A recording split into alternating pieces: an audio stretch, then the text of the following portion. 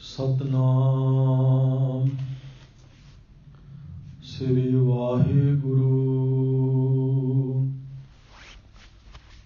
ਸਾਹਿਬ JIO. Satnam ਸ੍ਰੀ ਵਾਹਿਗੁਰੂ ਸਾਹਿਬ JIO.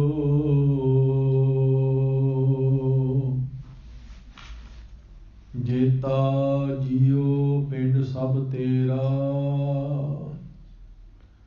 ਤੂੰ ਅੰਤਰ ਜਾਮੀ ਪੁਰਖ ਭਗਵਾਨ।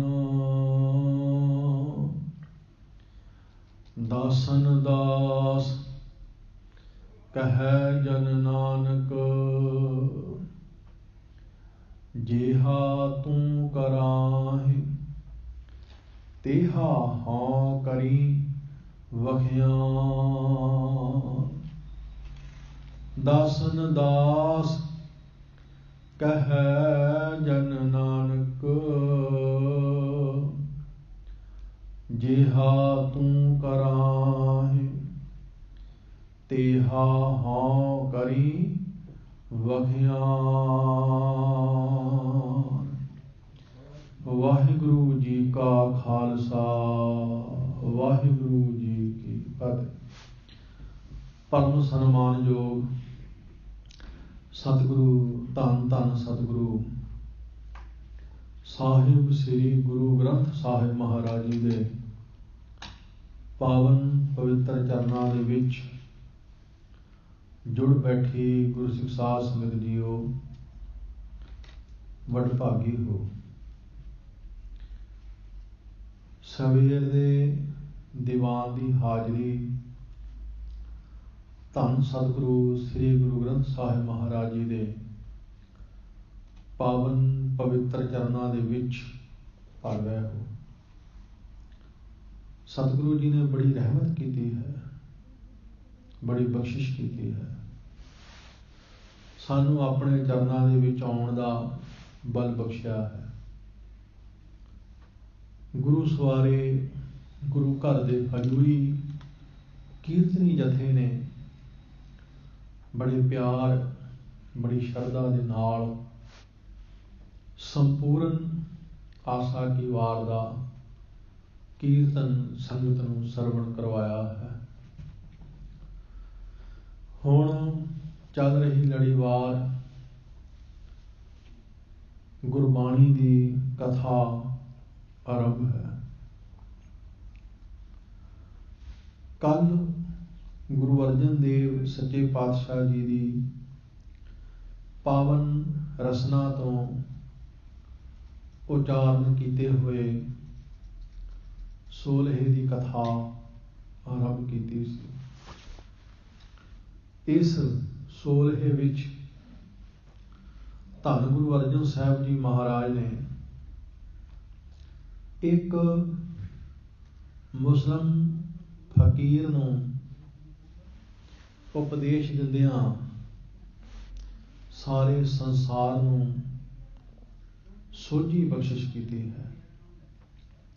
ਮਹਾਰਾਜ ਇੱਕ ਅਬਦਾਲ ਫਕੀਰ ਨੂੰ ਮੁਖਾਤਬ ਹੋ ਕੇ ਉਪਦੇਸ਼ ਸਾਰੇ ਸੰਸਾਰ ਨੂੰ ਸਾਂਝਾ ਦਿੰਦੇ ਨੇ। ਗੁਰਬਾਣੀ ਵਿੱਚ ਸਾਰਾ ਉਪਦੇਸ਼ ਕਿਸੇ ਨਾ ਕਿਸੇ ਨੂੰ ਸੰਬੋਧਨ ਹੈ, ਕਿਸੇ ਨਾ ਕਿਸੇ ਨੂੰ ਮੁਖਾਤਬ ਹੈ, ਕਿਸੇ ਨਾ ਕਿਸੇ ਨੂੰ ਮੁੱਖ ਰੱਖ ਕੇ ਹੈ, ਲੇਕਿਨ ਹੈ ਸਾਰਿਆਂ ਵਾਸਤੇ ਸਾਂਝਾ। ਜਿਵੇਂ ਗੁਰਬਾਣੀ ਵਿੱਚ ਮਹਾਰਾਜ ਨੇ ਬਚਨ ਕਿਹਾ, ਮੇਰੇ ਮਨ ਜਪ ਗੁਰ ਗੋਪਾਲ ਪ੍ਰਭ ਸੋਈ। ਹੁਣ ਅਸੀਂ ਸੋਚੀਏ ਕਿ ਇੱਥੇ ਗੁਰੂ ਜੀ ਆਪਣੇ ਮਨ ਨੂੰ ਕਹਿ ਰਹੇ ਨੇ, ਸਾਡਾ ਵੀ ਇਹਦੇ ਨਾਲ ਕੀ ਵਾਹ ਵਾਸਤਾ ਨਹੀਂ। ਮਹਾਰਾਜ ਆਪਣੇ ਮਨ ਨੂੰ ਸੰਬੋਧਨ ਕਰਕੇ, ਮੁਖਾਤਬ ਕਰਕੇ ਉਪਦੇਸ਼ ਸਾਨੂੰ ਸਭਨਾਂ ਨੂੰ ਦਿੰਦੇ ਨੇ। ਜਾਂ ਮਹਾਰਾਜ ਜੀ ਨੇ ਗੁਰਬਾਣੀ ਵਿੱਚ शब्द वरते, साधु गोबिंद के गुण गावो, ਜਾਂ ਸਾਧੋ ਹਰ ਹਰ ਹਰ ਆਰਾਧੋ। ਇੱਥੇ ਸਾਧੂਆਂ ਨੂੰ, ਭਲੇ ਪੁਰਸ਼ਾਂ ਨੂੰ ਸੰਬੋਧਨ ਹੈ, ਮੁਖਾਤਬ ਹੈ, ਲੇਕਿਨ ਉਪਦੇਸ਼ ਸਾਰਿਆਂ ਨੂੰ ਸਾਂਝਾ ਹੈ। ਜਾਂ ਸੰਤੋ ਸਾਗਰ ਪਾਰ ਉਤਰੀਐ, ਸੰਤੋ ਰਾਮ ਨਾਮ ਨਿਸਤਰੀਐ। ਸੰਤਾਂ ਨੂੰ ਸੰਬੋਧਨ ਹੈ, ਲੇਕਿਨ ਉਪਦੇਸ਼ ਸਾਰਿਆਂ ਨੂੰ ਹੀ ਹੈ, ਸਾਨੂੰ ਵੀ ਹੈ, ਸਾਰਿਆਂ ਨੂੰ ਹੈ। ਗੁਰਬਾਣੀ ਵਿੱਚ ਕੋਈ ਐਸਾ ਸ਼ਬਦ ਨਹੀਂ ਜਿਹੜਾ ਕਿਸੇ ਨੂੰ ਮੁਖਾਤਬ ਨਾ ਹੋਵੇ, ਕਿਸੇ ਨੂੰ ਸੰਬੋਧਨ ਨਾ ਹੋਵੇ। ਇੱਥੋਂ ਤੱਕ ਕਈ ਲੰਬੀਆਂ ਬਾਣੀਆਂ ਕਿਸੇ ਇੱਕ ਧਿਰ ਨੂੰ, ਕਿਸੇ ਇੱਕ ਫਿਰਕੇ ਨੂੰ ਜਾਂ ਕਿਸੇ ਇੱਕ ਵਿਸ਼ੇਸ਼ ਵਿਅਕਤੀ ਨੂੰ ਵੀ ਮੁਖਾਤਬ ਨੇ। ਉਦਾਹਰਨ ਦੇ ਤੌਰ ਤੇ ਸਿੱਧ ਗੋਸ਼ਟ ਬਾਣੀ, ਉਹ ਸਿੱਧਾਂ ਨਾਲ ਗੋਸ਼ਟੀ ਹੈ, ਸਿੱਧਾਂ ਨਾਲ ਵਿਚਾਰ ਚਰਚਾ ਹੈ। ਪਰ ਇਹਦਾ ਅਰਥ ਇਹ ਨਹੀਂ ਕਿ ਉਹ ਤੇ ਸਿੱਧਾਂ ਨੂੰ ਉਪਦੇਸ਼ ਹੈ, ਸਾਨੂੰ ਨਹੀਂ। ਭਾਵੇਂ ਕਿ ਸਿੱਧਾਂ ਨੂੰ ਉਪਦੇਸ਼ ਹੈ, ਭਾਵੇਂ ਕਿ ਸਿੱਧਾਂ ਨਾਲ ਗੋਸ਼ਟੀ ਹੈ, ਪਰ ਉਪਦੇਸ਼ ਸਾਨੂੰ ਸਾਰਿਆਂ ਨੂੰ ਹੈ। ਇਸੇ ਤਰ੍ਹਾਂ ਇਹ ਜਿਸ ਸੋਲ੍ਹੇ ਦੀ ਵਿਚਾਰ ਅਸੀਂ ਕਰ ਰਹੇ ਹਾਂ, ਇਹ ਭਾਵੇਂ ਗੁਰੂ ਅਰਜਨ ਦੇਵ ਜੀ ਮਹਾਰਾਜ ਇੱਕ ਮੁਸਲਿਮ ਫਕੀਰ ਨੂੰ ਉਪਦੇਸ਼ ਦਿੰਦੇ ਨੇ, ਪਰ ਉਪਦੇਸ਼ ਸਾਡੇ ਸਾਰਿਆਂ ਵਾਸਤੇ ਸਾਂਝਾ ਹੈ। ਕੱਲ ਇਸ ਸ਼ਬਦ ਦੇ 5 ਪਦ ਹੋਏ ਸਨ, ਬਾਕੀ 10 ਪਦ ਨੇ। ਇਹ 15 ਪਦਾਂ ਦਾ ਸੋਲ੍ਹਾ ਹੈ। ਅੱਲ੍ਹ ਅਗਮ ਖੁਦਾਈ ਬੰਦੇ, ਛੋੜ ਖਿਆਲ ਦੁਨੀਆ ਕੇ ਧੰਦੇ, ਹੋਏ ਪੈ ਖਾਕ ਫਕੀਰ ਮੁਸਾਫਿਰ ਹੋ ਦਰਵੇਸ਼ ਕਬੂਲ ਦਾ। ਇਸ ਦੇ 15 ਪਦ ਨੇ। ਇਸ ਦੇ ਵਿੱਚ ਬਹੁਤੇ ਸ਼ਬਦ ਅਰਬੀ ਫਾਰਸੀ ਦੇ ਨੇ। ਸੋ ਅੱਜ ਨੰਬਰ 6 ਦਾ ਜੋ ਪਦ ਹੈ, ਉਸ ਤੋਂ ਅਸੀਂ ਵਿਚਾਰ ਆਰੰਭ ਕਰਾਂਗੇ। ਬੜੇ ਪਿਆਰ ਦੇ ਨਾਲ ਸਰਬੱਤ ਮਾਈ ਭਾਈ ਸਰਵਣ ਕਰੋ। ਪਿਆਰ ਵਿੱਚ ਸਰਬੱਤ ਮਾਈ ਭਾਈ ਆਖੋ ਜੀ, ਸਤਨਾਮ ਸ੍ਰੀ ਵਾਹਿਗੁਰੂ ਸਾਹਿਬ ਜੀ। ਸਤਨਾਮ ਸ੍ਰੀ ਵਾਹਿਗੁਰੂ ਸਾਹਿਬ ਜੀ। ਸੱਚ ਕਮਾਵੇ ਸੋਈ ਕਾਜੀ। ਧੰਨ ਗੁਰੂ ਅਰਜਨ ਸਾਹਿਬ ਜੀ ਮਹਾਰਾਜ ਉਪਦੇਸ਼ ਦਿੰਦੇ ਨੇ ਇਸਲਾਮਕ ਫਕੀਰ ਨੂੰ। ਇਸਲਾਮ ਦੇ ਵਿੱਚ ਇੱਕ ਕਾਜੀ, ਫੈਸਲੇ ਸੁਣਾਉਣ ਵਾਲਾ।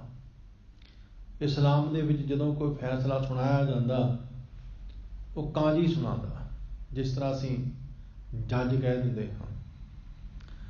ਕਾਜੀ ਆਮ ਤੌਰ ਤੇ ਕੀ ਹੁੰਦਾ, ਨਵਾਬ ਦੇ ਅਧੀਨ ਹੋ ਕੇ ਫੈਸਲੇ ਸੁਣਾਉਂਦਾ। ਨਵਾਬ ਨੂੰ ਖੁਸ਼ ਕਰਨ ਵਾਸਤੇ ਫੈਸਲਾ ਸੁਣਾਉਂਦਾ, ਜਾਂ ਘਿਰਣਾ ਵਸ ਹੋ ਕੇ, ਈਰਖਾ ਵਸ ਹੋ ਕੇ ਫੈਸਲਾ ਸੁਣਾਉਂਦਾ। ਸੱਚਾਈ ਤੋਂ ਮੁਨਕਰ ਹੁੰਦਾ।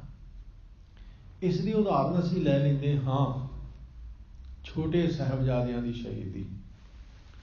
ਛੋਟੇ ਸਾਹਿਬਜ਼ਾਦਿਆਂ ਨੂੰ ਬਾਬਾ ਜ਼ੋਰਾਵਰ ਸਿੰਘ ਜੀ, ਬਾਬਾ ਫਤਿਹ ਸਿੰਘ ਜੀ ਨੂੰ ਜਦੋਂ ਸੂਬਾ ਵਜ਼ੀਰ ਖਾਂ ਦੀ ਕਚਹਿਰੀ ਵਿੱਚ ਪੇਸ਼ ਕੀਤਾ, ਤੇ ਸੂਬਾ ਕਹਿੰਦਾ ਇਹ ਤੇ ਛੋਟੇ ਨੇ, ਇਹ ਫਰਜ਼ੰਦੇ ਅਸਤ, ਇਹ ਤੇ ਛੋਟੇ ਮਾਸੂਮ ਨੇ। ਮੈਂ ਤਾਂ ਸੋਚਿਆ ਸੀ ਵੱਡੇ ਹੋਣਗੇ, ਜਵਾਨ ਹੋਣਗੇ, ਤੇ ਛੋਟੇ ਛੋਟੇ ਨੇ। ਉਸ ਵੇਲੇ ਜਿਹੜਾ ਕਾਜੀ ਸੀ, ਫੈਸਲਾ ਸੁਣਾਉਣ ਵਾਲਾ, ਉਹਨੇ ਫਿਰ ਸੂਬੇ ਨੂੰ ਉਕਸਾਇਆ। ਸੂਬਾ ਕਹਿੰਦਾ ਇਸਲਾਮ ਇਹ ਆਗਿਆ ਨਹੀਂ ਦਿੰਦਾ ਕਿ ਬੱਚਿਆਂ ਦਾ ਖੂਨ ਵਹਾਇਆ ਜਾਵੇ। ਇਸਲਾਮ ਇਸ ਦੀ ਇਜਾਜ਼ਤ ਨਹੀਂ ਦਿੰਦਾ ਕਿ ਬੱਚਿਆਂ ਦਾ ਖੂਨ ਵਹਾਇਆ ਜਾਵੇ। ਉਸ ਵੇਲੇ ਕਾਜੀ ਨੇ ਕਿਹਾ ਸੀ, ਖੂਨ ਵਹਾਉਣ ਦੀ ਕੀ ਲੋੜ ਹੈ, ਜਿਉਂਦੇ ਹੀ ਨੀਹਾਂ ਵਿੱਚ ਚਿਣ ਦਿਓ। ਇਹ ਕਾਜੀ इस काजी नूं रता तरस ना आया, इस काजी ने इंसाफ नहीं किया। मन लो गुरु गोबिंद सिंह साहब नाल तुहाडा वैर है, इन्हां मासूमां नाल की वैर है? पर नहीं, ईरखा वस, घिरना वस, सूबे नूं खुश करन वास्ते एक नवीं तरकीब कढ लई, झूठ लागू करन वास्ते, धर्म वालों सच्चे रहन वास्ते एक नवीं तरकीब कढ लई। तो गुरु अर्जन देव जी महाराज कहते ने, हे अबदाल फकीर, काजी वो है जिहड़ा सच नूं कमाउंदा है, जो सच है। बस चाहे सच का फैसला सुनाया पदवी खुस जाए, सच ते दृढ़ रहा, सच ते प्रपक्क रहा, वड्डी तो वड्डी मुश्किल भी आ जाए, पर काजी कदे सच तो इधर उधर ना हो। इसलिए महाराज कहते हैं, असली फैसला सुनाने वाला वो है काजी, जिहड़ा सच ते पहरा दिंदा है। जो दिल सोधे सोई हाजी। हाजी कहते ने हज करने वाले, मक्के का हज करने वाले, मक्के की यात्रा करने वाले, काबे की यात्रा करने वाले हाजी। गुरु अर्जन देव सच्चे पातशाह कहते ने, असल हाजी कौन है? जो दिल सोधदा है, जिहड़ा अपने दिल नूं सोधदा है, जिहड़ा अंदर दी हज करदा है। बाहर दी हज ते सारे ही करते हैं, अंदर दी हज नहीं कोई करता। बाहर दी यात्रा ते सारे ही करते हैं, पर अंदर दी यात्रा कोई नहीं करता। बाहरली यात्रा ते पैसे नाल हो जाती है, बाहर दी यात्रा ते हिम्मत नाल भी हो जाती है, लेकिन अंदर दी यात्रा ये ते गुरु दी मत ते तुरिया आउंदी है। महाराज कहते ने, बाहर दी यात्रा ना करो, अंदर दी यात्रा करो, क्योंकि वो परमात्मा साडे अंदर है, खुदा साडे अंदर है। बाबा कबीर जी का एक बड़ा सुंदर बचन असीं कई बार प्रभाती राग की भगत बाणी दे विच सरवण कीता होवेगा। भगत कबीर जी कहंदे ने, दिल में खोज दिलै दिल खोजो, यही ठौर मुकामा। दिल नूं खोजो, दिल विच झात मारो, दिल की यात्रा करो, अपने अंदर की यात्रा करो, तुहानूं उत्थों खुदा लभेगा। कबीर जी कहंदे ने, बंदे खोज दिल हर रोज, ना फिर परेशानी माहे। अपने दिल नूं खोज, अपने अंदर की यात्रा कर, अंदर का खोजी मन। बाहर ही मनुख यात्रा करता है, बाहर दी मनुख खोज करता है, ना अंदर की यात्रा करता है, ना अंदर की खोज करता है, अंदरों बिल्कुल ना वाकफ है। तो सतगुरु कहते ने, काजी वो है जिहड़ा सच कमाउंदा है, हाजी वो है जिहड़ा अंदर की यात्रा करता है। जो दिल सोधदा है सोई हाजी। इस तरह गुरु अर्जन देव जी महाराज समझा रहे हैं जी। सो मुल्ला मल ऊन निवारे। महाराज कहते ने, मुल्ला कौन है? मुल्ला असल दे विच उसनूं कहंदे ने जिहड़ा मौलवी हुंदा है, मसीत विच रहण वाला। जिस तरह गुरु घर दे ग्रंथी सिंह हुंदे ने, इस तरह इस्लाम दे विच मसीत विच रहण वाला मुल्ला हुंदा है। मुल्ला निवाज भी बांग भी दिंदा है, मसीत दे मुनारे ते चढ़ के वो बांग दिंदा है उच्ची सारी। महाराज कहते ने, मुल्ला कौन है? सो मुल्ला मालून निवारे।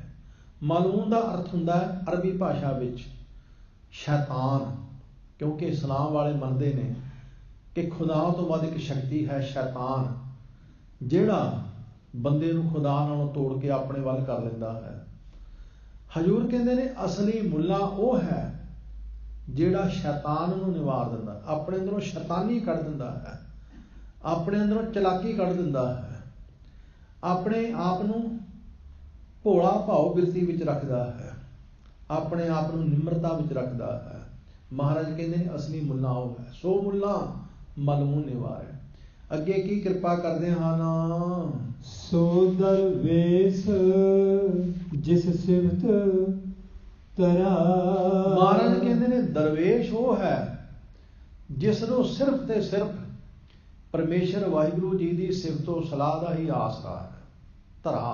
आसरा। महाराज जी ने 4 इस्लामिक शख्सियतां दी सच्चाई दसी है। इस्लाम विच एक काजी है, एक हाजी है, एक मुल्ला है, एक दरवेश है। हजूर कहते ने काजी वो जिहड़ा सच ते पहरा दिंदा है, हाजी वो जिहड़ा अंदर दी यात्रा करदा है, दिल दी यात्रा करदा है। महाराज कहते ने मुल्ला वो जिहड़ा जीवन विचों शैतानी छड्ड दिंदा है, चलाकी छड्ड दिंदा है। ते दरवेश हो जिसनों सिर्फ ते सिर्फ परमेश्वर वाहिगुरू जी दी वडियाई, परमेश्वर वाहिगुरू जी दी सिफतो सलाह दा ही आसरा है। बस वो दरवेश है। दरवेश हर कोई नहीं बन सकता। बाबा शेख फरीद जी दे कदे बचन पढ़ियो। शेख फरीद जी कहते ने फरीदा दरवेशी गाखड़ी बड़ी औखी है। दरवेश कह लो, संत कह लो, साधु कह लो, बहुत औखा काम है। कह लगे फरीदा दरवेशी गाखड़ी चोपड़ी प्रीत, लोगों की चोपड़ी प्रीत है। उपर उपर चोपड़ का की अर्थ होंदा है? अज जो रोटी चोपड़ीए तो घी उपर उपर ही होंदा ना, दिसदा है बाहर। वो घ्यो रोटी के विच थोड़ा जाता है, रचदा तो है ही नहीं, तो बाहर बाहर होंदा है। कह लगे दुनिया चोपड़ी प्रीत करती है, दिखावे की प्रीत करती है। दुनिया रब नाल दिखावे की प्रीत करती है, प्रीत है नहीं। दिसदे ने लोग कि रब नाल इन्हां दा बड़ा प्यार है, गुरु नाल इन्हां दा बड़ा प्यार, दिसदे ने पर है नहीं। फरीदा दरवेशी गाखड़ी चोपड़ी प्रीत, इकन किने चालिए दरवेशां वीरी। फरीद कहते ने कोई एक अद्धा भाई जिहड़ा दरवेशां वाली रीत उत्ते चलदा, दरवेशां वाली मर्यादा उत्ते चलदा। जिहदे अंदर कोई दरवेशी है वो कोई विरला महापुरुष है, वो कोई विरला है। संत लोग दिसदे ने पर संत है नहीं, साधु दिसदे ने पर है नहीं। कोई विरला ही महापुरुष है जिसके अंदर कोई रस है, कोई विरला साधु है जिहदे अंदर कोई आनंद है। इसलिए गुरु अर्जन देव जी महाराज इत्थे इस्लामिक अबदाल फकीर नूं महाराज समझाउंदे हन। अगे की कृपा करदे हन जी, सबे वक्त सबे कर वेला। महाराज कहते ने हर वक्त हर वेले, भाव कोई हो जा समा ना होवे जदों तैनूं खुदा भुल जावे, जदों तैनूं अल्लाह भुल जावे। हर वेले हर वक्त उस खुदा नूं याद कर। खालक याद दिले मह मौला। महाराज कहते ने मौला कौन है? इस्लाम दे विच एक फकीर हुंदा, उहनूं मौला कहंदे ने। मौला उसनूं कहंदे ने जिहड़ा अपनी मर्जी अनुसार चलदा है। कहंदे जी ते मौला, ये ते मौला है, भाव ये ते अपनी मर्जी अनुसार चलदा है, किसी का कहा नहीं मनदा। महाराज कहंदे ने मौला वो है, वो मौला फकीर है जिहड़ा हर वेले ही उस खालक, उस परमात्मा नूं, खलकत नूं पैदा करने वाले खालक नूं अपनी याद विच रखदा है, उहनूं कदे भुलांदा नहीं। मौला वो है। अपनी मन मर्जी करने वाले नूं मौला नहीं कहंदे। गुरु नानक पातशाह जी ने तो कहा मौला ते परमात्मा है। सोई मौला जिन जग मौलिया हरिया किया संसारो। वो परमात्मा ही मौला है जिहड़ा पत्ते पत्ते विच मौल रहा है, कण कण विच यरे यरे विच जिहड़ा मौल रहा है। गुरु अर्जन देव जी महाराज कहते ने ऐसे परमात्मा नाल जुड़िया होया ही कोई मौला हो सकता है, हर समय जिहड़ा उसनूं याद करता है। इस तरह सतगुरु जी कृपा करते हैं। तस्वीर याद करो 10 मर्दन, सुनत सील बंधान बरा। तस्बीह एक छोटी माला। तुसीं कई इस्लाम दे इत्थे वीर देखे होणगे, उन्हां दे हत्थ दे विच एक छोटी माला फड़ी हुंदी है, उहनूं तस्बीह कहंदे ने। महाराज कहंदे ने तस्बीह की है? तस्बीह याद करो 10 मर्दन। 10 जो साडे इंद्रे हैं, 5 ज्ञान इंद्रे, 5 कर्म इंद्रे, जिन्हां दी कल विचार आई सी, उन्हां नूं मलन वाला, मर्दन मलन वाला, नष्ट करने वाला परमेश्वर वाहिगुरू। जिहड़ा उस परमेश्वर वाहिगुरू नूं याद करदा है, बस यही तस्बीह है। तस्बीह याद करो 10 मर्दन, 10 इंद्रियां नूं काबू विच करन वाला, 10 ਇੰਦਰੀਆਂ ਨੂੰ ਮਲਣ ਵਾਲਾ ਜੋ ਪਰਮੇਸ਼ਰ ਹੈ, ਉਸ ਨੂੰ ਯਾਦ ਕਰਨਾ ਹੀ ਤਸ਼ਬੀਹ ਹੈ, ਉਹੀ ਮਾਲਾ ਹੈ। ਕਈ ਵਾਰ ਮਾਲਾ ਅਸੀਂ ਹੱਥ ਵਿੱਚ ਫੜੀ ਹੁੰਦੀ ਹੈ, ਪਰ ਸਾਡੇ ਅੰਦਰ ਮਾਲਕ ਦਾ ਨਾਮ ਨਹੀਂ ਹੁੰਦਾ। ਗੁਰਮਤਿ ਦੇ ਵਿੱਚ ਧੰਨ ਗੁਰੂ ਅਰਜਨ ਸਾਹਿਬ ਜੀ ਮਹਾਰਾਜ ਨੇ ਸਾਨੂੰ ਸਪਸ਼ਟ ਸ਼ਬਦਾਂ ਵਿੱਚ ਸਮਝਾਇਆ, ਹਾਰ ਹਾਰ ਅੱਖਰ ਦੋਏ ਇਹ ਮਾਲਾ, ਜਪਤ ਜਪਤ ਭੈ ਦੀਨ ਦਿਆਲਾ। ਕਹੋ ਬੇਨੰਤੀ ਆਪਣੇ ਸਤਿਗੁਰੂ ਪਾਹੇ। ਮਹਾਰਾਜ ਕਹਿੰਦੇ ਨੇ, ਮੈਂ ਆਪਣੇ ਸਤਿਗੁਰੂ ਦੇ ਕੋਲ ਬੇਨਤੀ ਕਰਦਾ ਹਾਂ, ਮੇਰੇ ਕੋਲ ਹਰੀ ਨਾਮ ਦੀ ਹੀ ਮਾਲਾ ਹੋਵੇ, ਸਿਮਰਨ ਦੀ ਮਾਲਾ ਹੋਵੇ। ਕਬੀਰ ਜੀ ਦੇ ਇੱਥੋਂ ਤੱਕ ਕਹਿੰਦੇ ਨੇ, ਕਬੀਰ ਮੇਰੀ ਸਿਮਰਨੀ ਰਸਨਾ ਉਪਰ ਰਾਮ। ਜੋ ਮੇਰੀ ਰਸਨਾ ਤੇ ਪਰਮੇਸ਼ਰ ਵਾਹਿਗੁਰੂ ਜੀ ਦਾ ਨਾਮ ਹੈ, ਬਸ ਇਹੀ ਮੇਰੀ ਮਾਲਾ ਹੈ। ਆਦਿ ਜੁਗਾਦੀ ਸਗਲ ਭਗਤ ਤਾਕੋ ਸੁਖ ਵਿਸਰਾਮ। ਜੇਕਰ ਜੇ ਹੱਥ ਵਿੱਚ ਮਾਲਾ ਹੈ, ਅੰਦਰ ਸਿਮਰਨ ਨਹੀਂ, ਤਾਂ ਕਬੀਰ ਜੀ ਕਹਿੰਦੇ ਨੇ ਤੇ ਦਿਖਾਵਾ ਹੈ। ਕਬੀਰ ਜਪਨੀ ਕਾਠ ਕੀ ਕਿਆ ਦਿਖਲਾਮ ਹੈ ਲੋਏ, ਹਿਰਦੈ ਰਾਮ ਨਾ ਚੇਤਈ ਇਹ ਜਪਨੀ ਕਿਆ ਹੋਏ। ਜੇ ਤੇਰੇ ਹੱਥ ਵਿੱਚ ਮਾਲਾ, ਹਿਰਦੇ ਵਿੱਚ ਪ੍ਰਮਾਤਮਾ ਦਾ ਨਾਮ ਹੀ ਨਹੀਂ, ਤੇ ਕੀ ਅਰਥ ਰੱਖਦੀ ਹੈ? ਕੋਈ ਅਰਥ ਨਹੀਂ ਰੱਖਦੀ। ਇਹ ਤੇ ਸਾਧੂ ਜਨਾਂ ਨੇ ਇੱਕ ਜੁਗਤ ਬਣਾਈ ਸੀ ਕਿ ਚਲੋ ਮਾਲਾ ਦੇ ਬਹਾਨੇ ਥੋੜ੍ਹਾ ਬਹੁਤ ਮਨੁੱਖ ਪ੍ਰਮਾਤਮਾ ਨਾਲ ਜੁੜ ਸਕੇ। ਜਿਸ ਤਰ੍ਹਾਂ ਇੱਥੇ ਦੇ ਕੀ ਨਿਯਮ ਨੇ ਉਹ ਤੇ ਮੈਨੂੰ ਪਤਾ ਨਹੀਂ, ਪਰ ਸਾਡੇ ਪੰਜਾਬ ਦੇ ਵਿੱਚ ਜਦੋਂ ਸਕੂਲ ਪੜ੍ਹਨ ਜਾਈਦਾ ਸੀ ਤੇ ਟੀਚਰ ਕੀ ਕਰਦਾ ਹੁੰਦਾ ਸੀ, ਉਹ ਫੱਟੀ ਦੇ ਉੱਪਰ ਪੂਰਨੇ ਪਾ ਕੇ ਦਿੰਦਾ ਹੁੰਦਾ ਸੀ।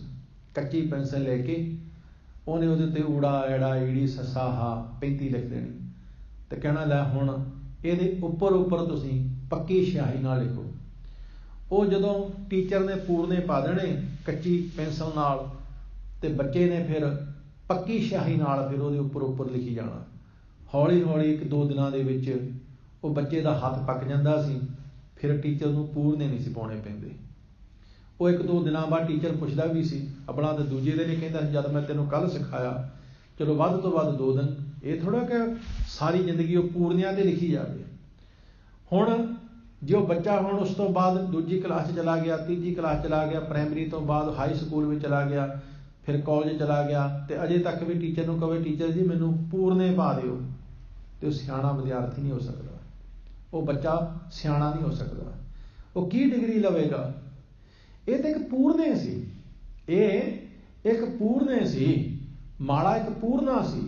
ਵੀ ਚਲੋ 2, 4, 6 ਦਿਨ ਤੁਸੀਂ ਮਾਲਾ ਹੱਥ ਵਿੱਚ ਫੜ ਕੇ ਵਾਹਿਗੁਰੂ ਵਾਹਿਗੁਰੂ ਕਰ ਲਓ, ਹੌਲੀ ਹੌਲੀ ਤੁਹਾਨੂੰ ਰਸ ਆਉਣ ਲੱਗ ਪਵੇ, ਤੁਹਾਨੂੰ ਆਨੰਦ ਆਉਣ ਲੱਗ ਪਵੇ, ਤੁਹਾਡੀ ਰਸਨਾ ਗਿੱਝ ਜਾਏ, ਤੁਹਾਡਾ ਟਾਈਮ ਪੱਕਾ ਹੋ ਜਾਏ, ਤੇ ਤੁਸੀਂ ਮਾਲਾ ਛੱਡ ਦਿਓ ਤੇ ਸਿਮਰਨ ਵਿੱਚ ਜੁੜ ਜਾਓ।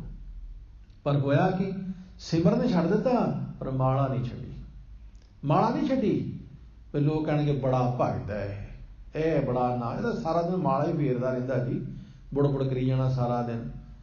ਮਾਲਾ ਨਹੀਂ ਛੱਡੀ, ਸਿਮਰਨ ਛੱਡ ਦਿੱਤਾ। ਹੁਣ ਇਹ ਚਾਹੀਦਾ ਸੀ ਸਿਮਰਨ ਨਾ ਛੱਡਦੇ, ਮਾਲਾ ਛੱਡ ਦਿੰਦੇ। ਹੁਣ ਇਹ ਚਾਹੀਦਾ ਸੀ, ਪਰ ਉਲਟ ਹੋ ਗਿਆ। ਲਿਖਾਈ ਛੱਡ ਦਿੱਤੀ, ਪੂਰਨੇ ਨਹੀਂ ਛੱਡੇ। ਛੱਡਣੇ ਪੂਰਨੇ ਸੀ, ਪਰ ਐਸਾ ਹੋਇਆ ਨਹੀਂ। ਤੇ ਸੱਚੇ ਪਾਤਸ਼ਾਹ ਕਹਿੰਦੇ ਨੇ ਇਸਲਾਮ ਦੇ ਫਕੀਰ ਨੂੰ, ਤਸ਼ਬੀਹ ਯਾਦ ਕਰੋ 10 ਮਰਦਨ। ਜੋ 10 ਇੰਦਰੀਆਂ ਨੂੰ ਮੰਨਣ ਵਾਲਾ ਪਰਮੇਸ਼ਰ ਵਾਹਿਗੁਰੂ, ਉਸ ਨੂੰ ਯਾਦ ਕਰੋ, ਬਸ ਇਹੀ ਤਸ਼ਬੀਹ ਹੈ। ਸੁਨਤ ਸੀਲ ਬੰਧਾਨ ਬਰਾ। ਸੁਨਤ ਕੀ ਹੈ? ਸੀਲ ਮਿੱਠਾ ਸੁਭਾਅ ਰੱਖਣਾ, ਬੰਧਾਨ ਬਰਾ ਸ੍ਰੇਸ਼ਟ ਬੰਧਨ ਵਿੱਚ ਰਹਿਣਾ, ਸ੍ਰੇਸ਼ਟ ਮਰਜ਼ਾਦਾ ਵਿੱਚ ਰਹਿਣਾ, ਗ੍ਰਿਸ਼ਟੀ ਧਰਮ ਦੀ ਮਰਜ਼ਾਦਾ ਵਿੱਚ ਰਹਿਣਾ। ਪਤੀ ਪਤਨੀ ਜਦੋਂ ਦੋਨੋਂ ਆਪਣੇ ਧਰਮ ਨੂੰ ਸਹੀ ਢੰਗ ਦੇ ਨਾਲ ਪਾਲਦੇ ਨੇ, ਮਹਾਰਾਜ ਕਹਿੰਦੇ ਨੇ ਬਸ ਇਹੀ ਸੁਨਤ ਹੈ, ਇਹੀ ਮਰਜ਼ਾਦਾ ਹੈ। ਇਸ ਮਰਜ਼ਾਦਾ ਦੇ ਵਿੱਚ ਰਹਿਣਾ ਹੀ ਸੁਨਤ ਹੈ। ਪਰਮਾਤਮਾ ਨੂੰ ਯਾਦ ਰੱਖਣਾ ਹੀ ਤਸ਼ਬੀਹ ਹੈ। ਇਸ ਤਰ੍ਹਾਂ ਗੁਰੂ ਅਰਜਨ ਦੇਵ ਜੀ ਮਹਾਰਾਜ ਸਮਝਾਉਂਦੇ ਹਨ, ਦਿਲ ਮਹਿ ਜਾਨੋ ਸਭ ਫਿਲਹਾਲ। ਹਜ਼ੂਰ ਕਹਿੰਦੇ ਨੇ, ਹੇ ਅਬਦਾਲ ਫਕੀਰ, ਦਿਲ ਦੇ ਵਿੱਚ ਜਾਣੋ ਸਭ ਫਿਲਹਾਲ, ਸਭ ਨਾਸਵੰਤ ਹੈ। ਕੁਛ ਵੀ ਹਮੇਸ਼ਾ ਰਹਿਣ ਵਾਲਾ ਨਹੀਂ ਹੈ, ਕੁਛ ਵੀ ਸੱਤ ਨਹੀਂ ਹੈ, ਕੁਝ ਵੀ ਸਦੀਵੀ ਨਹੀਂ ਹੈ, ਸਭ ਵਿਨਾਸ਼ਕਾਰੀ ਹੈ। ਇਸ ਤਰ੍ਹਾਂ ਮਹਾਰਾਜ ਕਹਿੰਦੇ ਨੇ, ਇਹਨੂੰ ਦਿਲ ਵਿੱਚ ਜਾਣ ਲਓ, ਭਾਵੇਂ ਇਸ ਗੱਲ ਨੂੰ ਚੰਗੀ ਤਰ੍ਹਾਂ ਸਮਝ ਲਓ। ਇਹ ਕਹਿਣ ਮਾਤਰ ਨਹੀਂ, ਕਹਿੰਦੇ ਤੇ ਸਾਰੇ ਹੀ ਨੇ ਕਿ ਜੀ ਸਭ ਕੁਝ ਖਤਮ ਹੋ ਜਾਣਾ, ਕਿਹੜਾ ਕੁਝ ਨਾਲ ਜਾਣਾ, ਕਿਹੜਾ ਕੁਝ ਇੱਥੇ ਰਹਿਣਾ, ਕਿਹੜਾ ਇੱਥੇ ਬੈਠੇ ਰਹਿਣਾ। ਕਹਿੰਦੇ ਤੇ ਸਾਰੇ ਹੀ ਨੇ, ਸਾਰੇ ਗਿਆਨੀ ਬਣੇ ਹੋਏ ਨੇ। किसी नाल गल करके देखो, बस जी किहड़ा कुछ नाल लै जाना जी, किहड़ा इत्थे बैठे रहना, लेकिन समझदा कोई भी नहीं। महाराज कहते ने इहनूं दिल विच समझ लो, इस गल नूं चंगी तरह समझ लो कि वाकई सब कुछ नासवान है। इस तरह महाराज कृपा करते हन। खिलखाना बिरादर हमू जंजाला। महाराज कहते ने हे बिरादर, हे भरा, हे भाई, खिलखाना ये जो टब्बर तीर, ये जो कुटुंब कबीला, ये जो तो लंबे चौड़े पसारे पसारे हुए ने। महाराज कहते हैं खिलखाना, इहनूं खिलखाना कहते हैं। खिलखाना का अर्थ हुंदा जो लंबे चौड़े साडे पसारे ने, जो साडे खलारे ने। महाराज कहते हैं हमू जंजाला, हमू का अर्थ हुंदा सारे, ये सारे जंजाल ने। मनुख जंजालां विच फसना चाहुंदा है, मनुख जंजालां विचों निकलना नहीं चाहुंदा, मनुख जंजालां विच फसना चाहुंदा है। फसना आ पिछे जे साध संगत जी, एक भाई बंद मैनूं कहंदा 500 पाउंड चाहिदा। मैं क्या की करना, मैं क्या की करना, कहंदा दे ते सही। कहंदा फलाने ने भी पुछया, उन्हें दे दिता, फलाने ने जवाब दे दिता इदां। कहंदा 10,000 पाउंड इकट्ठा करना। मैं क्या करना की भले ते दस। कहंदा मैं चंडीगढ़ एक प्लाट फसा लिया। मैं क्या चंडीगढ़ तू प्लाट फसा लिया जां प्लाट ने तैनूं फसा लिया? फसिया तो तू 500 पाउंड इत्थे मंगतिआं वांगू इकट्ठा करदा फिरदा, बाद च तैनूं मैं कहे विपता पई होनी भी हुण मैं मोड़ने भी है। प्लाट नूं ते विचारे नूं पता भी नहीं होना भी तेरी हालत की है। तैनूं रात नूं नींद नहीं आउंदी होनी, प्लाट बड़ा सोहना उत्थे टिकिआ, उहनूं पता भी नहीं होना उहनूं ते। बस मनुख जिहड़ा वो जंजालां विचों निकलना नहीं चाहुंदा, निकलना नहीं चाहुंदा, सगों फसना चाहुंदा, फसना चाहुंदा। ते बाद विच फिर दुखी हुंदा, फिर रोंदा। आ पिछे जे एक भाई बंद गया, उत्थे उहने किते कलोनी च प्लाट लिया सी। वो किते 2-4 सालां बाद किते गया ते पुछे, कहंदा जी मेरा इत्थे प्लाट हुंदा सी। एक भाई बंद उत्थे मिलिया, कहंदा जी इत्थे किसे कोठी थल्ले ही होना, देख लो किहड़ा तुहाडा।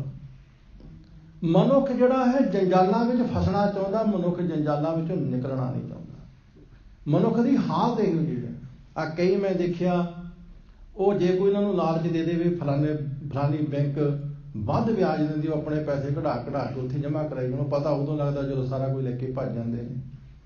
ਜੰਜਾਲ, ਸਤਿਗੁਰੂ ਕਹਿੰਦੇ ਨੇ ਖਿਲਖਾਨਾ ਬਿਰਾਦਰ ਹਮੂ ਜੰਜਾਲਾ।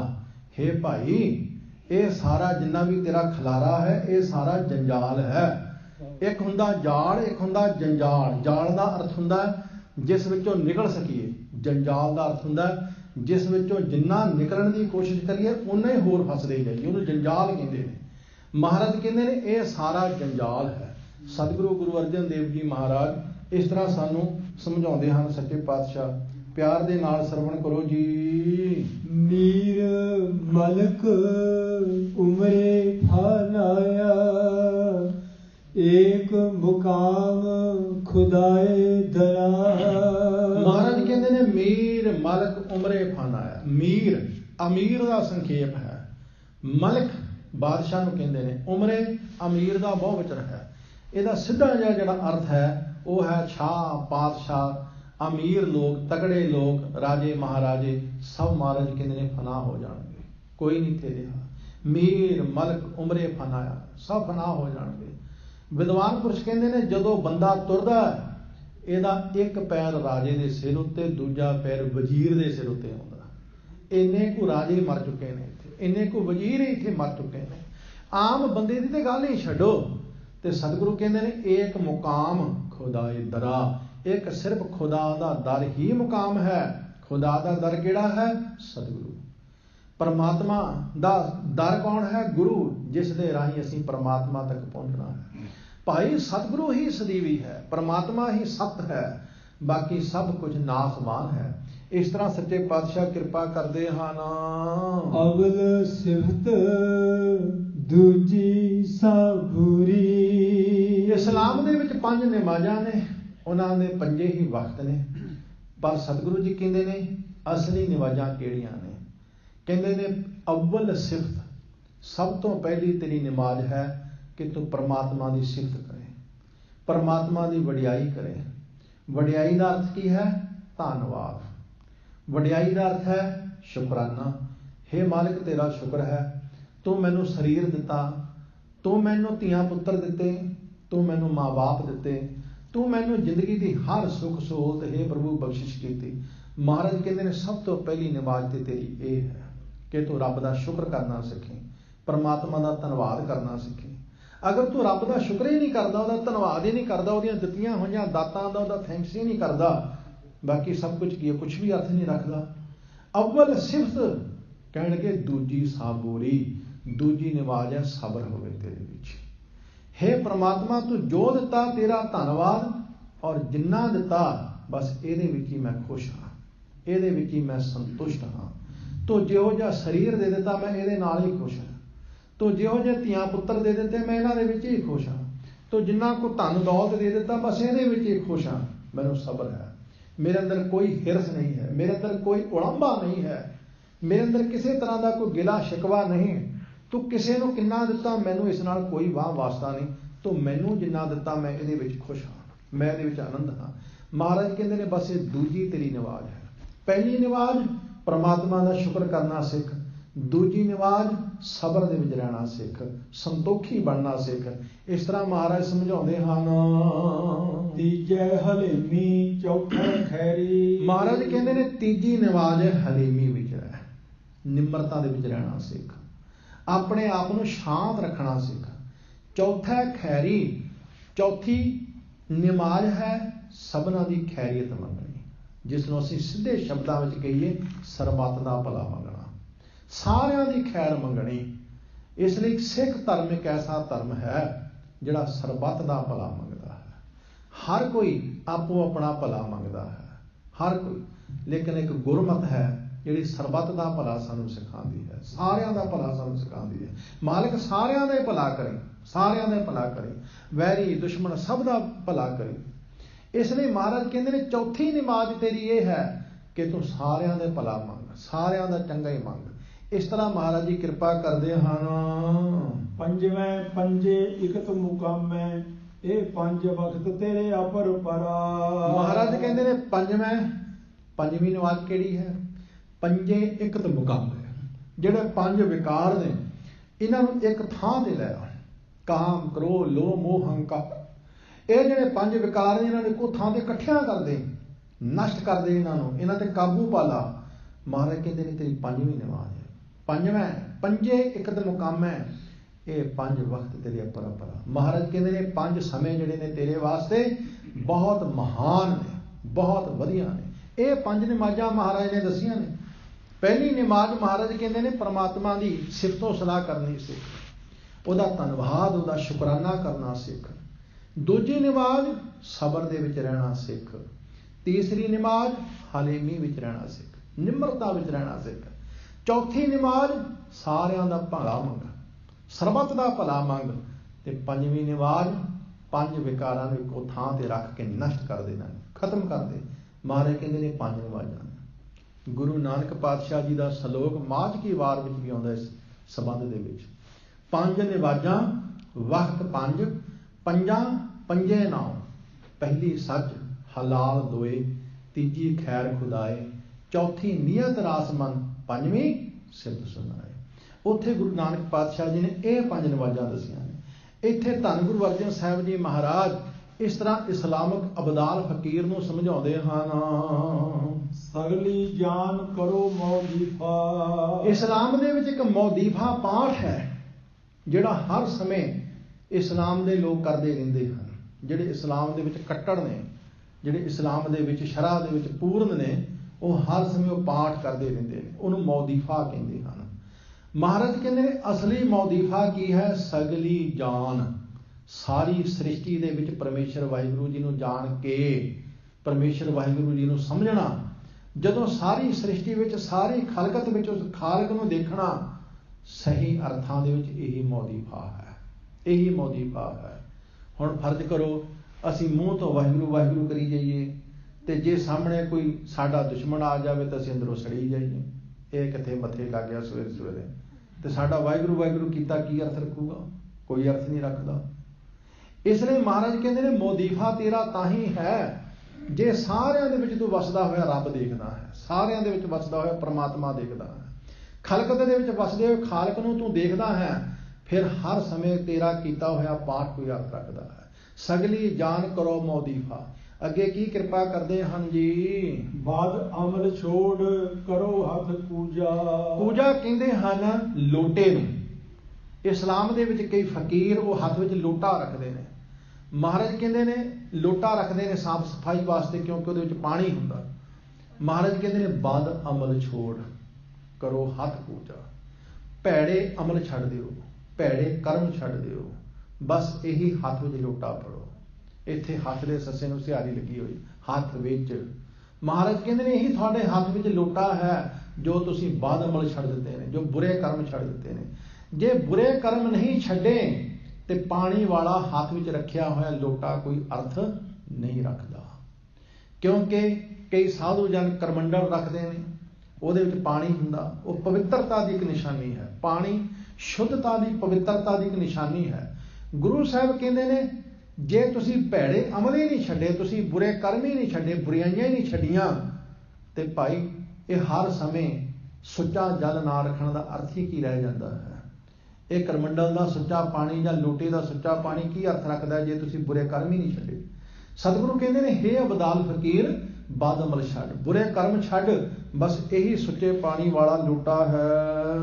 ਖੁਦਾਏ ਏਕ ਬੁਝ ਦੇਵੋ ਬਾਂਗਾ ਸਗਲੀ ਬੁਰਗੂ ਬਰ ਖੁਰਦਾਰ ਖਰਾ। ਮਹਾਰਾਜ ਕਹਿੰਦੇ ਨੇ ਇੱਕ ਵਾਰ ਤੋਂ ਫੇਰ ਪੜੋ ਜੀ। ਖੁਦਾਏ ਏਕ ਬੁਝ ਦੇਵੋ ਬਾਂਗਾ ਬੁਰਗੂ ਬਰ ਖੁਰਦਾਰ ਖਰਾ। ਮਹਾਰਾਜ ਕਹਿੰਦੇ ਨੇ ਖੁਦਾਏ ਏਕ ਬੁਝ ਦੇਵੋ ਬਾਂਗਾ।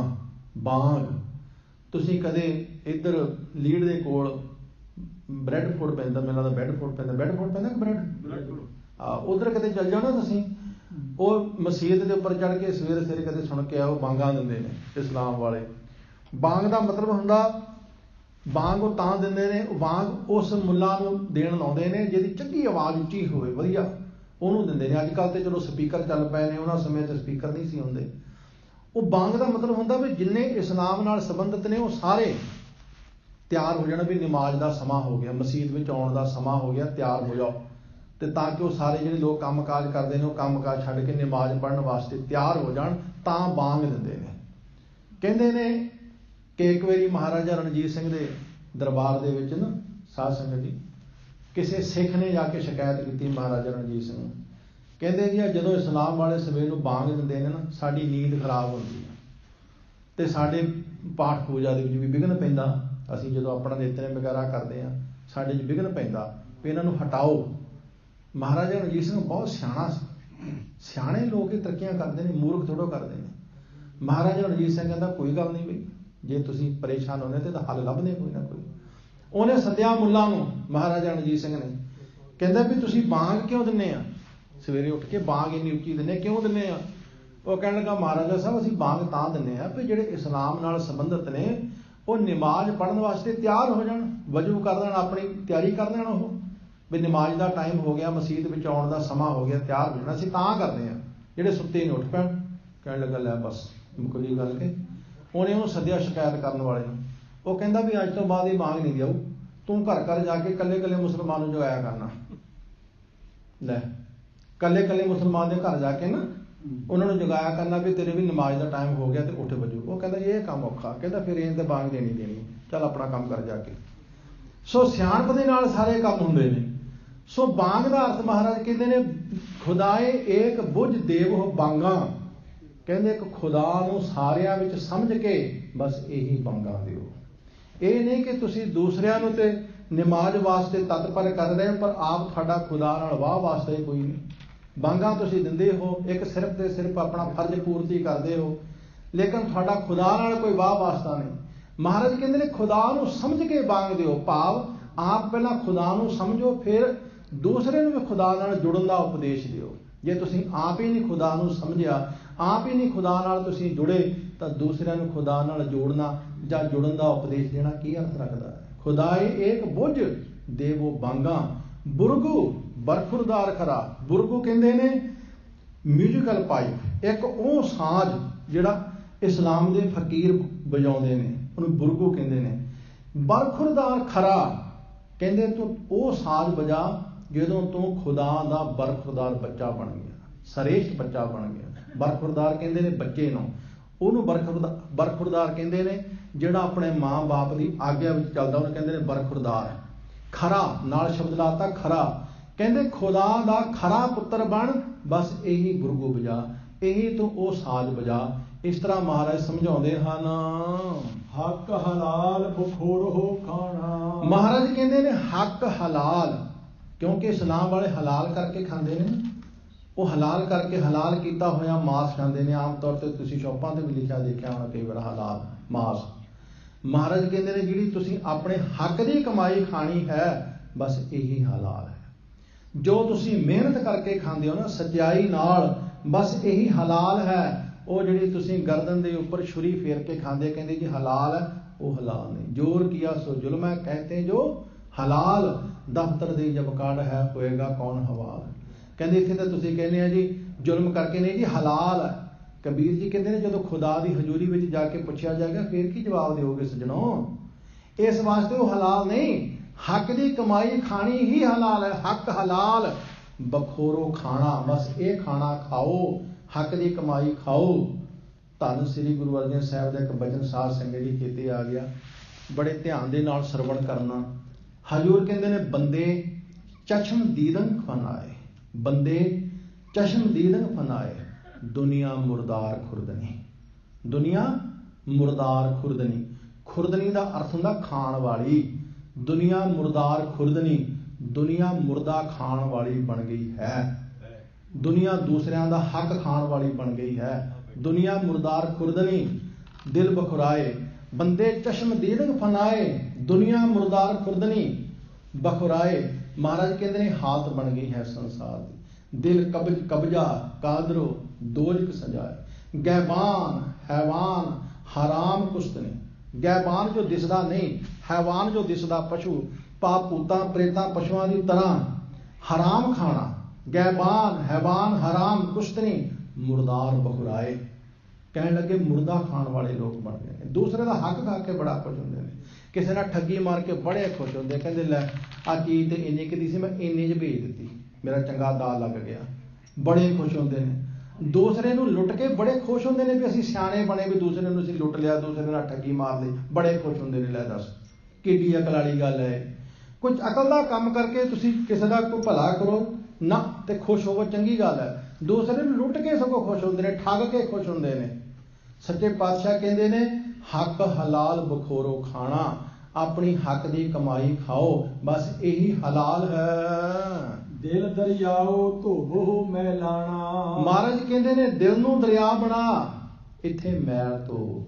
ਕਿਉਂਕਿ ਜਦੋਂ ਸਾਡੇ ਇਸਲਾਮ ਦੇ ਵੀਰ ਹੱਜ ਕਰਨ ਵਾਸਤੇ ਜਾਂਦੇ ਨੇ ਨਾ ਕਾਬੇ, ਉਹਦੇ ਨੇੜੇ ਇੱਕ ਤਲਾਬ ਬਣਿਆ ਹੋਇਆ, ਪਹਿਲਾਂ ਉੱਥੇ ਇਸ਼ਨਾਨ ਕਰਨਾ ਪੈਂਦਾ ਹੈ। ਜਿਸ ਤਰ੍ਹਾਂ ਆਪਾਂ ਵੀ ਗੁਰੂ ਘਰਾਂ ਦੇ ਵਿੱਚ ਇਤਿਹਾਸਕ ਗੁਰਦੁਆਰਿਆਂ ਵਿੱਚ ਜਾਂਦੇ ਹਾਂ, ਸਰੋਵਰ ਵਿੱਚ ਇਸ਼ਨਾਨ ਕਰਦੇ ਹਾਂ, ਇਸੇ ਤਰ੍ਹਾਂ ਇਸਲਾਮ ਦੇ ਵਿੱਚ ਵੀ ਮੱਕੇ ਵਿੱਚ ਕਾਬੇ ਦੇ ਨੇੜੇ ਇੱਕ ਤਲਾਬ ਬਣਿਆ ਹੋਇਆ, ਉੱਥੇ ਪਹਿਲਾਂ ਇਸ਼ਨਾਨ ਕਰਨਾ ਪੈਂਦਾ, ਫਿਰ ਜਾ ਕੇ ਕਾਬੇ ਦੀ ਜਿਹੜੀ ਹੱਜ ਹੁੰਦੀ ਹੈ। ਮਹਾਰਾਜ ਕਹਿੰਦੇ ਨੇ ਇੱਥੇ ਦਿਲ ਨੂੰ ਹੀ ਦਰਿਆ ਬਣਾ, ਦਿਲ ਦਰਿਆ, ਖੁੱਲਾ ਦਿਲ ਦਰਿਆ। ਤੇਰਾ ਦਿਲ ਦਰਿਆ ਹੋਵੇ, ਤੇਰੇ ਦਿਲ ਵਿੱਚ ਸਿਰਫ ਇੱਕ ਇਸਲਾਮਿਕ, ਇੱਕ ਮੁਸਲਮਾਨ ਨੂੰ ਥਾਂ ਨਾ ਹੋਵੇ, ਹਰ ਕੋਈ ਦਿਲ ਦਰਿਆਓ ਧੋਵੋ ਮੈਲਾਣਾ। ਕਹਿਣਗੇ ਇੱਥੇ ਮਨ ਦੀ ਮੈਲ ਧੋ, ਇੱਥੇ ਅੰਦਰੋਂ ਮਨ ਦੀ ਮੈਲ ਧੋ। ਦਿਲ ਦਰਿਆ ਹੋਣਾ ਚਾਹੀਦਾ। ਸਾਡੇ ਦਿਲ ਬਹੁਤ ਛੋਟੇ ਛੋਟੇ ਦਿਲ ਨੇ। ਸਾਡਾ ਆਪਣਾ ਬੰਦਾ ਆ ਜਾਏ ਸਾਨੂੰ ਖੁਸ਼ੀ ਚੜ੍ਹਦੀ ਹੈ, ਸਾਡੀ ਆਪਣੀ ਸੰਪਰਦਾ ਦਾ ਆ ਜਾਏ, ਸਾਡੀ ਆਪਣੀ ਸੰਸਥਾ ਦਾ ਆ ਜਾਏ, ਸਾਨੂੰ ਬੜੀ ਖੁਸ਼ੀ ਚੜ੍ਹਦੀ ਹੈ। ਸਾਡੇ ਇਲਾਕੇ ਦਾ ਆ ਜਾਏ, ਸਾਡੀ ਜਾਤੀ ਦਾ ਆ ਜਾਏ, ਸਾਨੂੰ ਬੜੀ, ਕੋਈ ਦੂਸਰਾ ਆ ਜਾਏ, ਉਹਦੇ ਵਾਸਤੇ ਸਾਡੇ ਦਿਲ ਵਿੱਚ ਥਾਂ ਹੀ ਨਹੀਂ ਹੁੰਦੀ। ਮਹਾਰਾਜ ਕਹਿੰਦੇ ਨੇ ਆਪਣੇ ਦਿਲ ਨੂੰ ਦਰਿਆ ਬਣਾ, ਦਰਿਆ ਖੁੱਲਾ ਦਿਲ ਰੱਖਿਆ ਕਰ। ਸਾਰਿਆਂ ਵਾਸਤੇ, ਸਾਰਿਆਂ ਵਾਸਤੇ ਇੱਕ ਜੈਸੀ ਸੋਚ ਰੱਖਿਆ ਕਰ। ਦਿਲ ਦਰਿਆਓ ਧੋਵੋ ਮੈਲਾਣਾ। ਹੇ ਅਬਦਾਲ ਫਕੀਰ, ਆਪਣੇ ਦਿਲ ਨੂੰ ਖੁੱਲਾ ਡੁੱਲਾ ਬਣਾ ਤੇ ਇੱਥੇ ਮਨ ਦੀ ਵਿਕਾਰਾਂ ਦੀ ਮੈਲ ਧੋ। ਇਸ ਤਰ੍ਹਾਂ ਕਿਰਪਾ ਕਰਦੇ ਹਨ।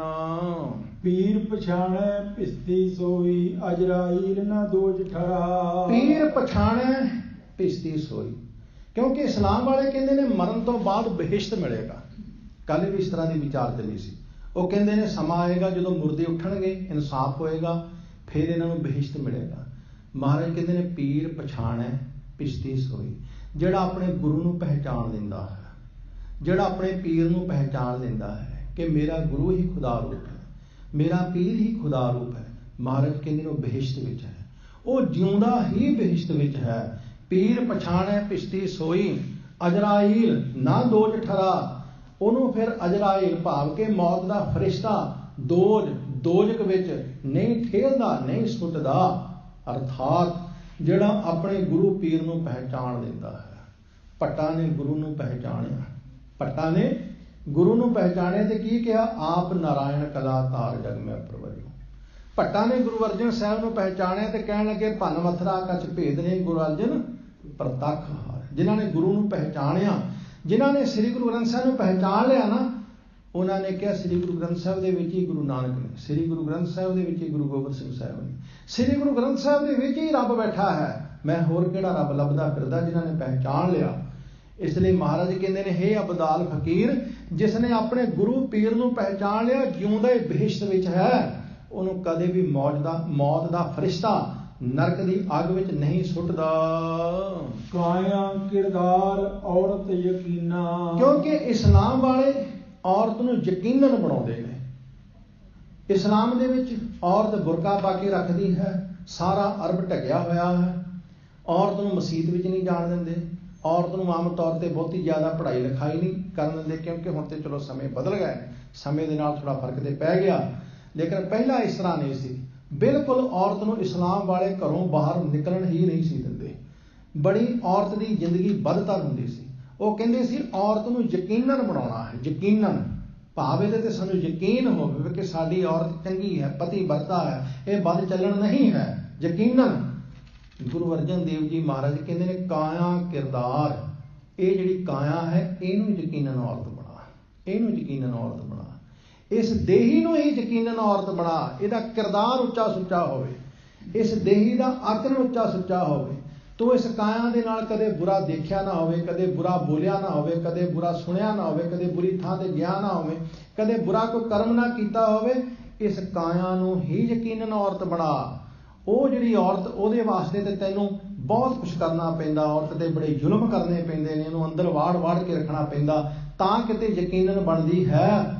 ਤੂੰ ਇਸ ਕਾਇਆ ਦਾ ਕਿਰਦਾਰ ਉੱਚਾ ਕਰ, ਇਹਦਾ ਆਚਰਣ ਉੱਚਾ ਸੁੱਚਾ ਕਰ। ਬਸ ਇਹ ਤੁਰਦੀ ਫਿਰਦੀ ਤੇਰੀ ਕਾਇਆ ਹੀ ਯਕੀਨਨ ਔਰਤ ਹੋਏਗੀ। ਉਸ ਔਰਤ ਦੇ ਜ਼ੁਲਮ ਨਾ ਕਰ, ਉਸ ਔਰਤ ਦੇ ਉੱਪਰ ਇੰਨਾ ਤਸ਼ੱਦਦ ਨਾ ਢਾ। ਸਿਰਫ ਯਕੀਨ ਬਣਾਉਣ ਵਾਸਤੇ ਗੁਰੂ ਕਹਿੰਦੇ ਨੇ ਆਪਣੀ ਕਾਇਆ ਦਾ ਕਿਰਦਾਰ ਉੱਚਾ ਕਰ, ਆਪਣੀ ਦੇਹੀ ਦਾ ਕਿਰਦਾਰ ਉੱਚਾ ਕਰ। ਇਸ ਤਰ੍ਹਾਂ ਗੁਰੂ ਅਰਜਨ ਦੇਵ ਜੀ ਮਹਾਰਾਜ ਸਮਝਾਉਂਦੇ ਹਨ। ਰੰਗ ਤਮਾਸ਼ੇ ਮਾਣ ਹਕੀਨਾ। ਕਿਉਂਕਿ ਇਸਲਾਮ ਵਾਲੇ ਰੰਗ ਤਮਾਸ਼ਿਆਂ ਵਿੱਚ ਬੜਾ ਵਿਸ਼ਵਾਸ ਰੱਖਦੇ ਨੇ।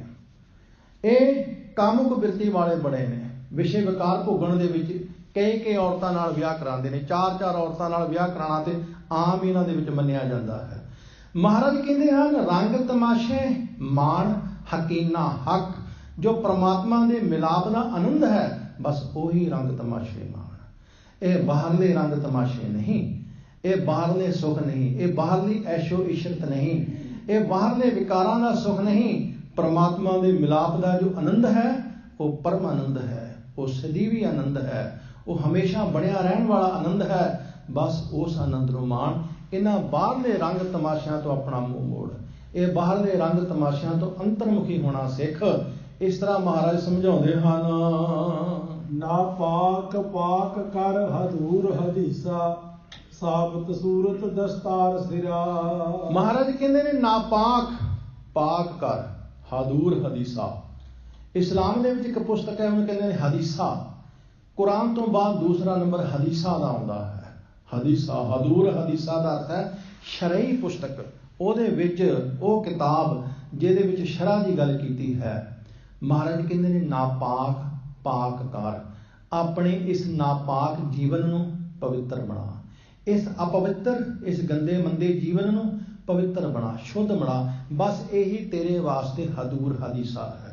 ਇਹੀ ਤੇਰੇ ਵਾਸਤੇ ਹਦੀਸਾ ਕਿਤਾਬ ਪੜ੍ਹਨੀ ਹੈ, ਕਿਉਂਕਿ ਉਹਦੇ ਵਿੱਚ ਸੁਚਮਤਾ, ਪਵਿੱਤਰਤਾ ਦੇ ਹੀ ਸਾਰੇ ਨਿਯਮ ਦੱਸੇ ਹੋਏ ਨੇ। ਹਜ਼ੂਰ ਕਹਿੰਦੇ ਨੇ, ਤੂੰ ਪੜ੍ਹਦਾ ਹੈ ਹਦੀਸਾ, ਲੇਕਿਨ ਤੇਰਾ ਜੀਵਨ ਬੜਾ ਗੰਦਾ ਹੈ, ਜੀਵਨ ਤੇਰਾ ਬੜਾ ਨਿਕੰਮਾ ਹੈ, ਜੀਵਨ ਤੇਰਾ ਠੀਕ ਨਹੀਂ ਹੈ। ਆਪਣੇ ਨਾਪਾਕ, ਆਪਣੇ ਅਪਵਿੱਤਰ ਜੀਵਨ ਨੂੰ ਉੱਚਾ ਸੁੱਚਾ ਬਣਾ।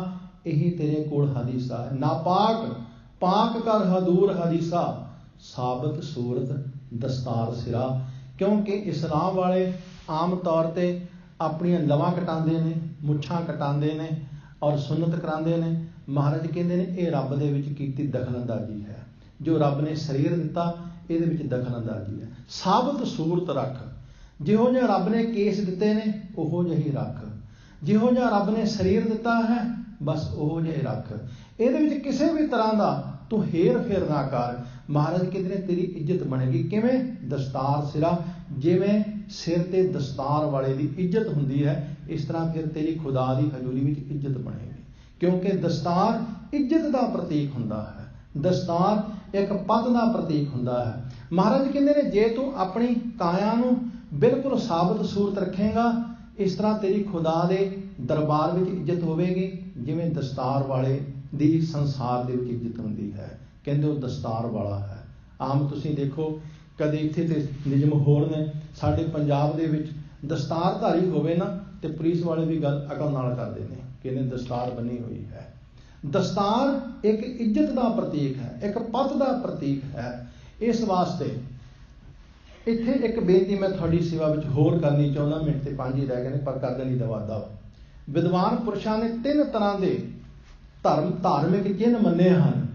ਇੱਕ ਨੇ ਨਖਿੱਧ, ਇੱਕ ਨੇ ਮੱਧਮ, ਇੱਕ ਨੇ ਉੱਤਮ।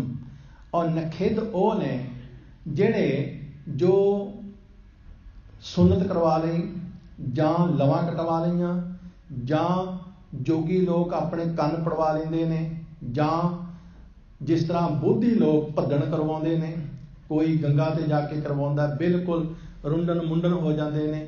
ਇਹ ਜਿਹੜੇ ਨੇ ਇਹ ਨਖਿੱਧ ਨੇ, ਬਿਲਕੁਲ ਨਖਿੱਧ। ਨਖਿੱਧ ਦਾ ਅਰਥ ਹੋ ਗਿਆ ਕਿ ਖੁਦਾ ਦੇ ਦਿੱਤੇ ਹੋਏ ਸਰੀਰ ਦੇ ਵਿੱਚ ਹੇਰ ਫੇਰ ਕਰਨਾ, ਆਪਣੀ ਮਨ ਦੀ ਮਤ ਘਸੋੜਨੀ, ਉਹਨੂੰ ਨਖਿੱਧ ਕਹਿੰਦੇ ਨੇ। ਸੁਨਨਤ ਕਰਵਾਉਣੀ, ਕੰਨ ਪੜਵਾਉਣੇ, ਭੱਦਣ ਕਰਵਾਉਣਾ, ਕੰਨਾਂ ਵਿੱਚ ਮੁੰਦਰਾਂ ਪਾਉਣੀਆਂ, ਇਹ ਸਭ ਨਖਿੱਧ ਨੇ। ਔਰ ਇੱਕ ਹੈ ਮੱਧਮ, ਮਿਡਲ ਵਾਲੇ। ਉਹ ਜਿਸ ਤਰ੍ਹਾਂ ਜਨੇਊ ਪਾਉਣਾ, ਜਾਂ ਜਿਸ ਤਰ੍ਹਾਂ ਸਿਰ ਤੇ ਜਟਾਵਾਂ ਰੱਖ ਲੈਣੀਆਂ, ਜਾਂ ਜਿਸ ਤਰ੍ਹਾਂ ਸਰੀਰ ਦੇ ਉੱਤੇ ਵਿਭੂਤੀ ਸੁਆਦ ਕਮਾ ਲੈਣੀ। ਮੱਧਮ ਭਾਵ ਕਿ ਨਾ ਇਹਨਾਂ ਦਾ ਕੋਈ ਫਾਇਦਾ ਤੇ ਨਾ ਇਹਨਾਂ ਦਾ ਕੋਈ ਨੁਕਸਾਨ। ਇਹ ਮੱਧਮ ਨੇ। ਉੱਤਮ ਨੇ ਜਿਹੜੇ ਸਾਨੂੰ ਗੁਰੂ ਗੋਬਿੰਦ ਸਿੰਘ ਮਹਾਰਾਜ ਨੇ ਬਖਸ਼ਿਸ਼ ਕੀਤੇ ਨੇ, ਇਹ ਉੱਤਮ ਨੇ।